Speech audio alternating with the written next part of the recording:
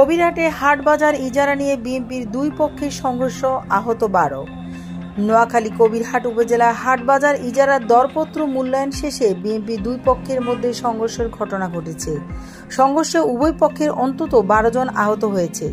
বুধবার 12 মার্চ বিকাল 3:30টার দিকে কবিরহাট উপজেলা নির্বাহী কর্মকর্তা ইউনো পুদম পুষ্প চাকমার কার্যালয়ের সামনে এই সংঘর্ষের ঘটনা ঘটে। স্থানীয় সূত্রে জানা যায়, কবিরহাট উপজেলার আমিন বাজারের ইজারা 23 লক্ষ টাকা চট্টগ্রাম মহানগরী ছাত্রদলের আহ্বায়ক কমিটির সদস্য কামরুল হাসান আকাশের নেতৃত্বাধীন নতুন দরদাতা পান। এ নিয়ে পুরাতন ইজারাদার বিএনপি নেতা ধনু মেম্বর ও তার ছেলে ধানসিঁড়ি ইউনিয়নের যুবদলের সদস্য সচিব সুজনের সঙ্গে উত্তেজনার সৃষ্টি হয়। ইউনো কার্যালয় থেকে বের হওয়ার পর উভয় পক্ষের মধ্যে বাকবিতণ্ড শুরু হয় এবং এর পরে উপজেলা পরিষদের মাঠে সংঘর্ষের রূপ নেয়। সংঘর্ষ ধাওয়া পাল্টা ধাওয়ার ঘটনা উভয় পক্ষের অন্তত 12 জন আহত হন।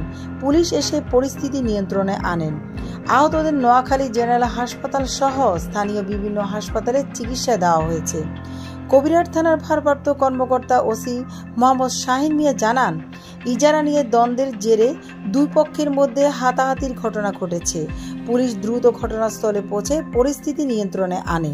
কবিরহাট উপজেলা নির্বাহী কর্মকর্তা পুদম পুষ্প চাকমা বলেন, দরপত্র মূল্যায়ন শেষে মানুষের জটলা সৃষ্টি হয়েছে, তবে মারামারির ঘটনা তিনি নিজে দেখেননি। হাটবাজার ইজারার প্রথম ধাপের কার্যক্রম শেষ হয়েছে বলে তিনি জানান। রুমানা ইসলাম, সিএন টেলিভিশন, নোয়াখালী।